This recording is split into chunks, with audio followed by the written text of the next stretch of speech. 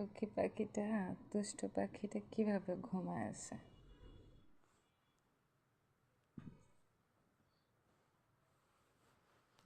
সারাটা দিন দুষ্টামি করে ক্লান্ত হয়ে তারপরে ঘুমাইছে। আজকে সে 3 তলা থেকে দুষ্টামি করতে যেয়ে বারান্দা থেকে পড়ে গেছিল বেচারা।